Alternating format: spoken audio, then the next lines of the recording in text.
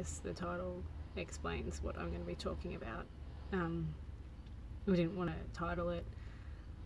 I didn't want to title it like a life update or something like that, because it's not like exciting news or anything.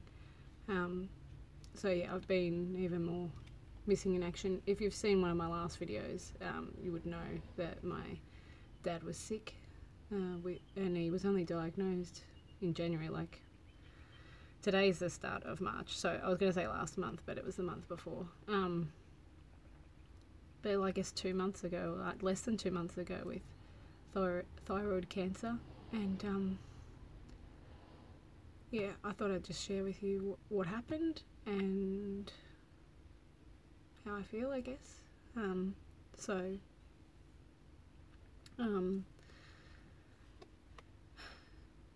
what happened was, he was diagnosed. He had a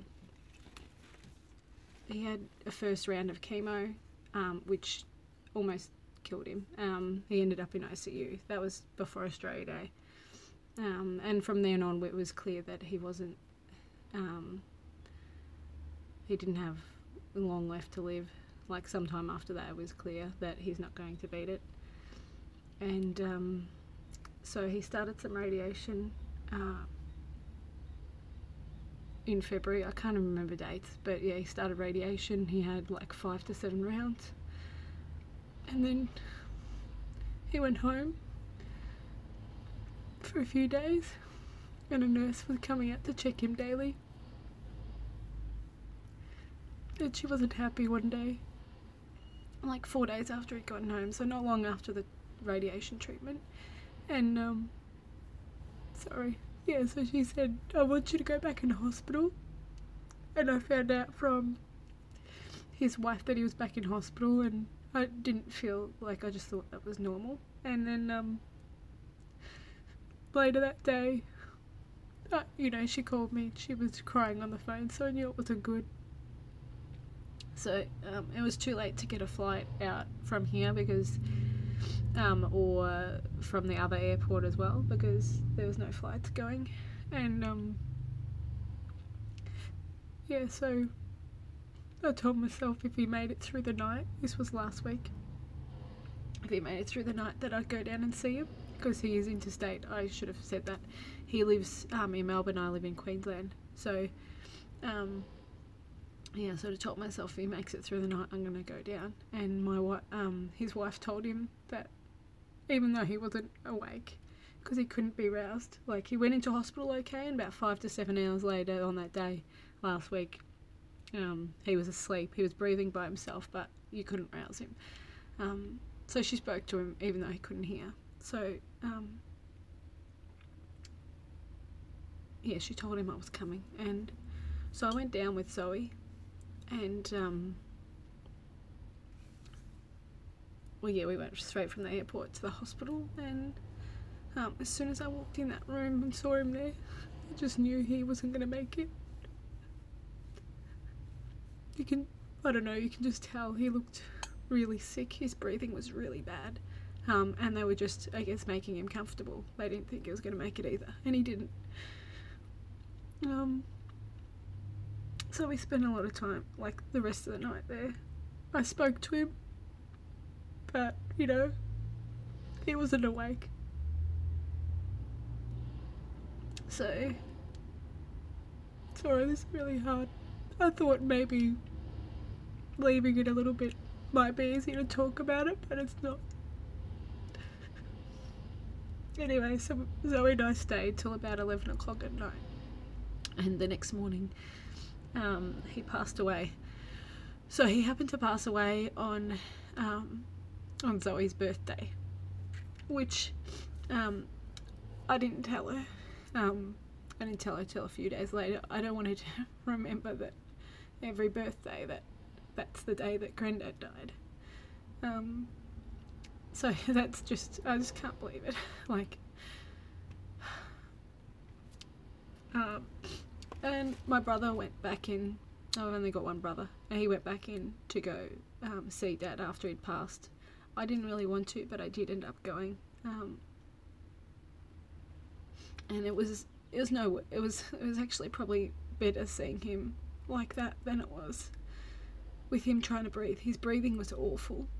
I always thought when I saw him on that night, afternoon before, that every breath it was like, is that going to be his last breath? It was like, you're a bit on edge. It wasn't easy. But I just can't believe how quickly his decline was. Like, yeah, so that's what happened. There is some weird, freaky connection between Zoe and my dad, though. Like, he had a stroke caused by surgery 7 years ago. And thanks, Sarah, I can see your comment. Yeah, he had a stroke caused by surgery 7 years ago.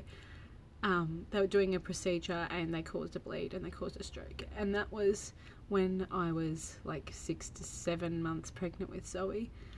And after that, he made it his goal. He was like so determined. He's quite stubborn, and he was so determined to get out of hospital before I gave birth to Zoe. And he actually got out of hospital on her birthday, like the day she was born. So that was his determination, like a race to get out of hospital before she was born. And then he actually ended up getting out of hospital on the day she was born. So the day he won that fight is the same day he lost this one. And I don't know, I just hate that he's not here anymore. Talking about my dad, he was, I don't know, my mum and I have this like love-hate relationship. Like, I don't know, I wouldn't say I'm closer to my mum or closer to my dad. I'm close to both, but with my dad, things were just easy. We didn't fight. He was always there. It was easy to get along. We didn't clash, I guess, whereas my mum and I do. But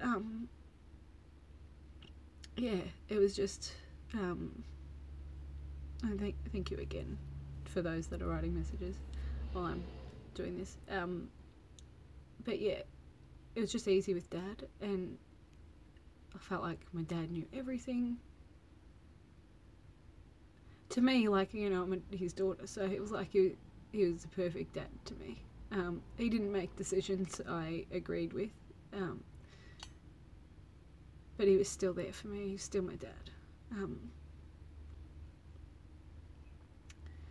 Yeah, so I just thought I'd let you guys know what was going on and how I felt.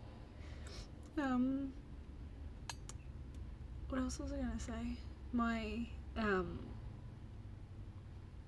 Yeah, so I'm going down to Melbourne again. So I came back home. I'm home now.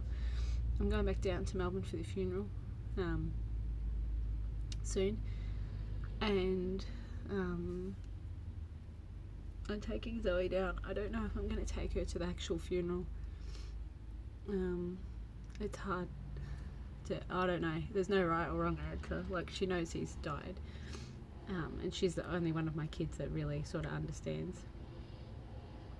But she still doesn't understand completely. So, and you know, as families go to further complicate things, my dad remarried, but I never really, long story, I never really got to know her family or anything like that because I was older. My brother was 21 when, my brother's older than me, he was 21 when Dad left,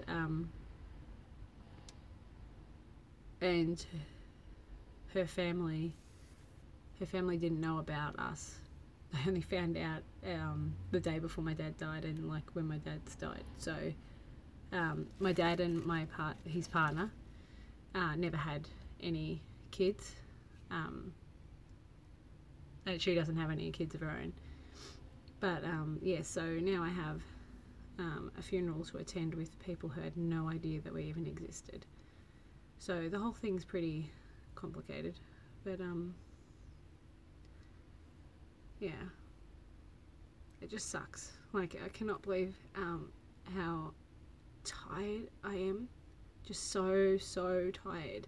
If I didn't have kids, I would be spending a lot of time in bed, but I just have to keep on, don't I? When you got kids, which is a good and a bad thing, you know, because it would be nice to just stop, but at the same time they keep you going and distracted a bit.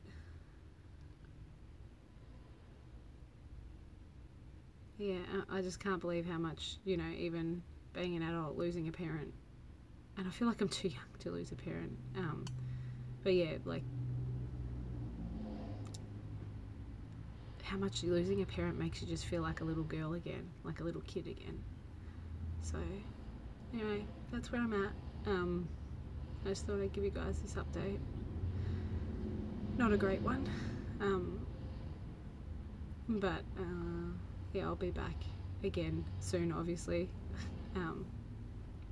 I enjoy YouTube, obviously, so and I want to get back on track with my channel. I've been wanting to for like a long time. So yeah, I'm not going anywhere, but I just thought I'd let you guys know what's going on, and if I'm not around as much at the moment, you guys know why. So that's my piece. If you guys are watching this later and you want to leave in the comments below, like if you've lost a parent, how you feel. I know it's nice to hear. It's not nice to hear about other parents' deaths, but it is nice to hear those that have gone through similar situations. I don't know, it's a bit comforting, I guess, that you're not alone.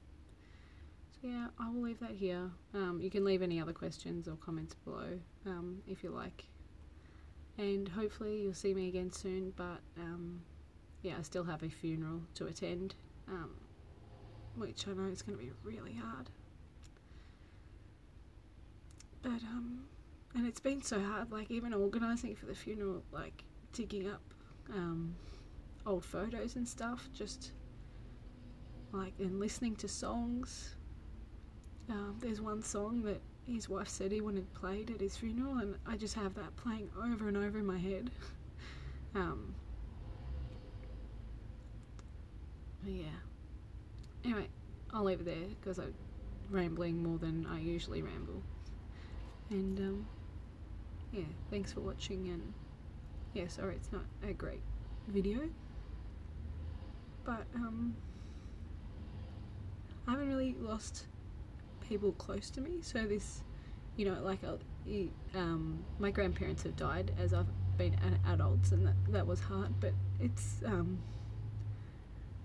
a different level, I guess, when it's your actual parent, or I guess, you know, the other end of the stick, the child, like you do directly, it's a million times harder. Even though I'm interstate, it's still really hard. It feels like it's harder being interstate, I don't know. Anyway, wish me luck with I don't even know if that's the right word, but with the funeral, and I will see you guys again shortly. Thanks for watching if you've watched this far, and I'll see you next time. Bye.